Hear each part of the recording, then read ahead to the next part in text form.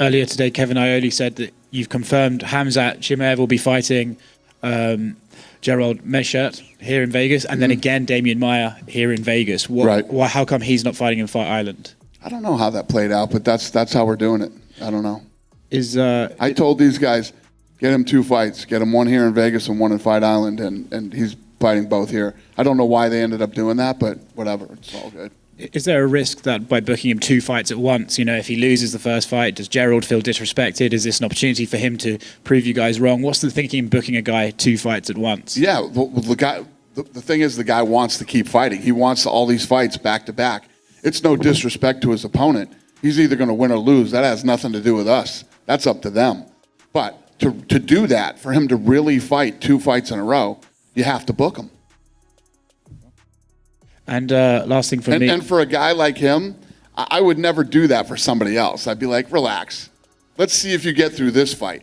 But what I've seen from him, I'm willing to do that with him. Could there be some sort of abnormal gimmick where you have him booked middleweight and then again 2 weeks later at welterweight and just keep doing that and see how far he goes up both divisions at the same time? It's fascinating. Never really had anybody that's doing anything like he is right now.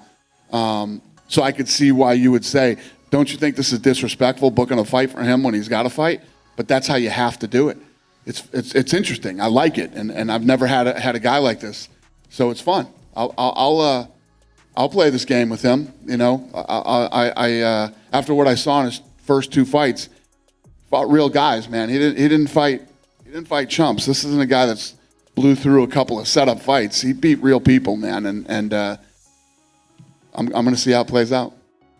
And last thing for me, earlier this week, report from Errol Houani at ESPN that Nick Diaz is back in shape, did a 14-week sort of camp and is looking to return. His manager says he definitely wants to fight again. Have you heard or spoken to Nick Diaz or anyone in his team? Listen, the Nick Diaz thing, first of all, we would have never released that or done that. We'll see how this thing plays out. I don't have any expectations whatsoever. We'll see what happens. For now, he's saying that, and you're just having to see how he commits to it, I guess. Yeah. Cheers, then. Thank you. Dana, so there's been no direct discussions between you and Nick Diaz's party? Yeah, there's been talking, but there's been talking for years.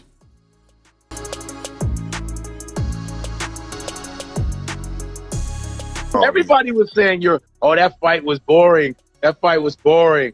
I'm like, yeah, motherfuckers wasn't trying to get knocked the fuck out. What y'all want them to do? No, yeah, people, it's funny when because fans want to just, especially in our sport of fighting, fans want to see blood. They want to see both guys in a wheelchair headed to the hospital. Not necessarily caring that, let's say, 3 days later, one of them guys died. Oh, dang, sad.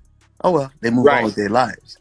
Like, we have to risk our lives. And on top of it, why do we practice if we just gonna go in there and just, like, try to, just not defend ourselves, not be smart about what we do?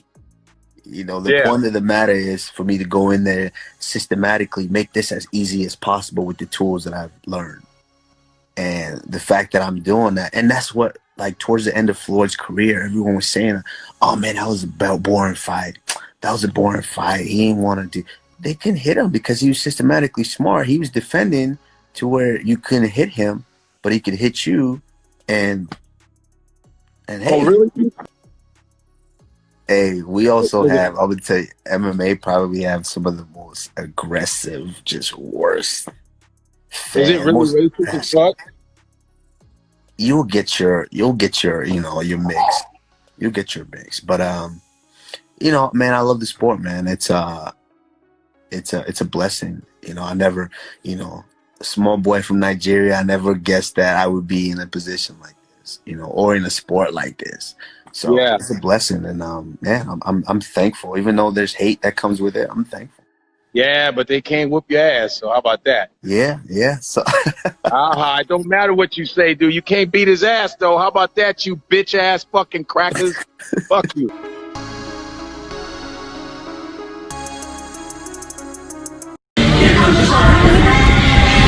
No. Oh.